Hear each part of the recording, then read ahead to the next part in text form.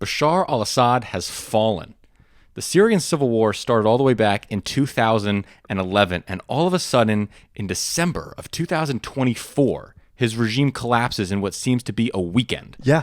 It was shockingly fast. It was crazy. It was shockingly fast. Because, like, as someone who's tuned into geopolitics, you've always known, like, the Syrian civil war is a thing. It's been happening, but it's been just sitting on the back burner with no movement for a year, like Years. over a year. The Free Syrian Army, which is the main rebel group opposing Assad, existed in the northwest of the region, and they've been surrounded in the northwest for years. And the rebel group up there, it's made up of the Free Syrian Army and a bunch of other factions. One of those other factions is a very Islamist core group. I forget the... But it's not really relevant. They used to be tied to Al-Qaeda. They've since broke with Al-Qaeda.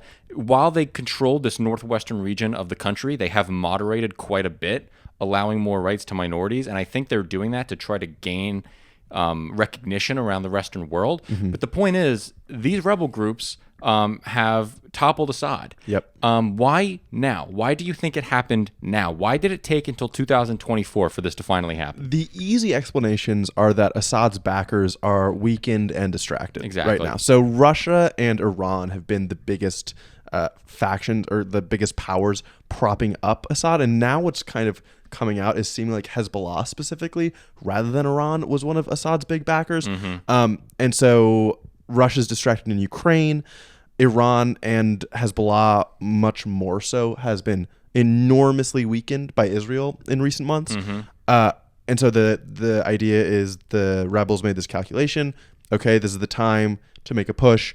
And when they pushed, this thing toppled down way faster than they or anyone else would have expected. It indicated that the Russians were propping up Assad much more than international analysts gave it credit for. Yes. Right. Russian Air Force, Russian Special Forces, these guys were doing much more to prop up Assad than anyone thought. Yeah. And it also showed that there was just no morale behind the Bashar al-Assad forces anymore to stand up against the rebels. Totally. And it makes sense that Russia was propping them up this much. They saved Assad like many years ago when he would have been completely wiped out. Like this regime would have existed since 2015 if it weren't for Russia.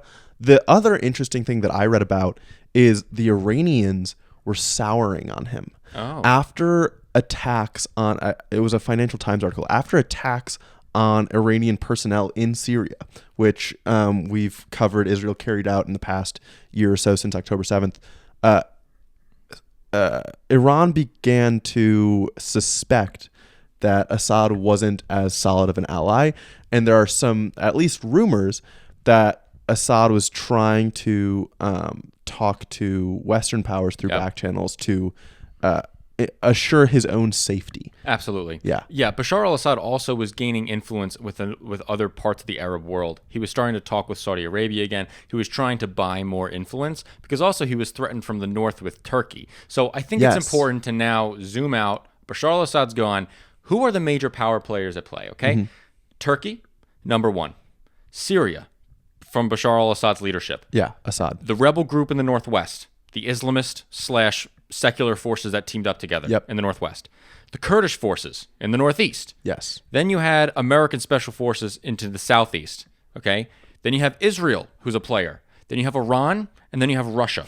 This is one of the most complicated conflicts in modern times. And we're not going to sit here and say that we know it all and be able to explain it all to you, but we're going to go step by step to try to talk about each individual powers and how they relate to this. So we talked about Iran.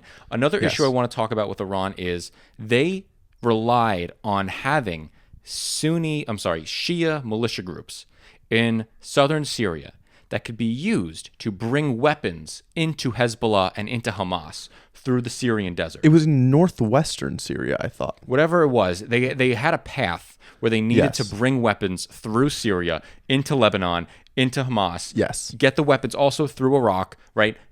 Now, that is not going to be possible anymore. Yeah, geopolitically, I would probably argue that's the biggest fallout, at least with the geopolitical picture that we've been talking about for the past year and a half or so. Like, the fact that Iran no longer has any kind of land bridge into Lebanon to supply Hezbollah. Hezbollah is already crippled, crippled by what Israel has done to it. This is going to make it so, like, Hezbollah doesn't manufacture anything themselves, right? This is going to make it very hard for them to continue operating as a militant force. Yes. Next, okay, that's Iran. Weakening influence, not going to be able to supply Shia militia groups across the region. Iran. Russia.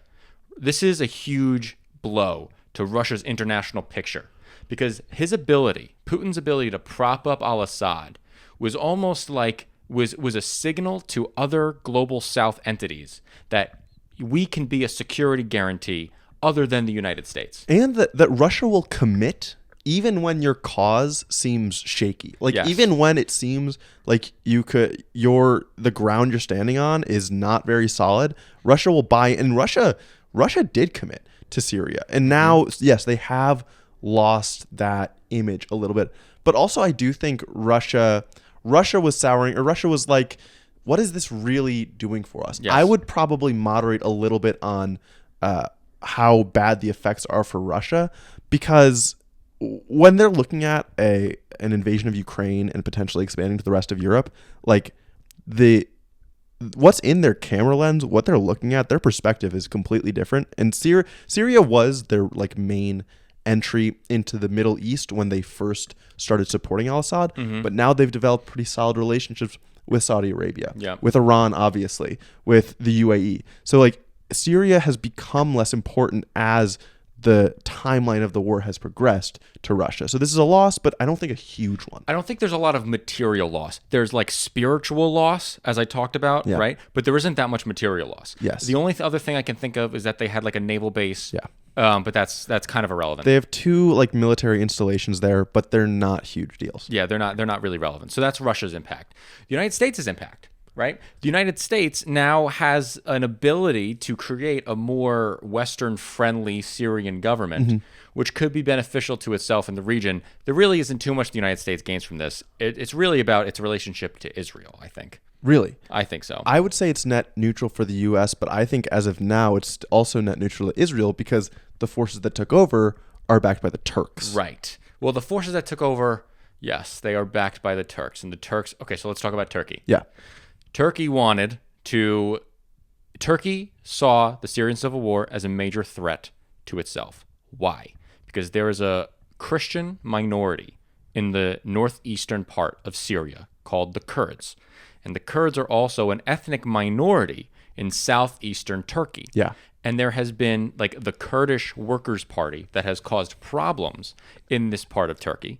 And it's almost acting as a separatist movement. And the Turkish forces were scared that if Syria exploded, the northeastern Kurds could form their own government in like Kurdistan, and then that could prop up separatist forces and terrorists in southeastern Turkey. So Turkey was very worried about the Kurds getting more legitimacy. Yes.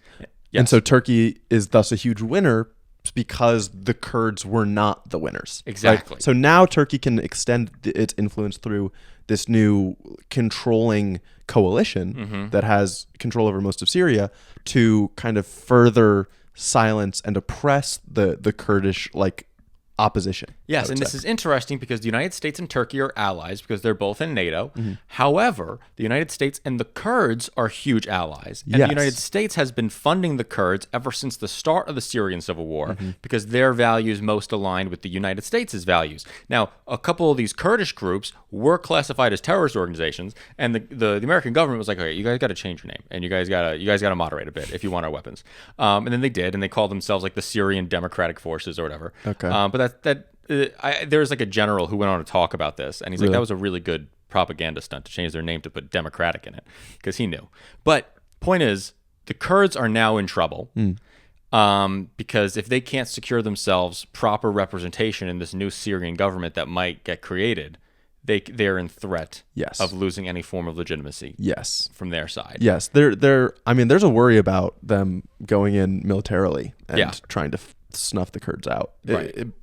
considering that Turkey is their backer. Yeah, I mean, they would need United States protection, which I would be sure that Biden would have granted that protection. I am less sure about Trump. During the Trump administration, they pulled weapons and personnel away from the Kurdish region to protect from Turkey for that exact reason. Yep, and Turkey made gains because of it, and Trump has already responded to what's happening in Syria online by saying we do not get involved. This is not our fight. Yeah. So I totally expect Kurdish cries for help will fall on deaf ears in the Trump administration. I agree. I think we hit on all the major power players. The only other interesting thing, if it is interesting, it's not really to me, is whether this will actually change anything for the Syrians. And I don't think it will. I think this changes nothing for the Syrians. No, the kind of the Islamist group that has taken control they're Islamic extremists. So it's not something to expect like a high standard of human rights from. Yeah. The one interesting thing to me is they're at least trying to curate an image with how they've gone into these cities so far. I agree. They're like, don't touch the institutions. Let these people do their jobs. Let them do what they're doing. We're going to wait for the people to speak, and we'll let the people decide how they want to be governed. So, again, image-wise, propaganda-wise, sounds fantastic. Yes. We'll see what happens.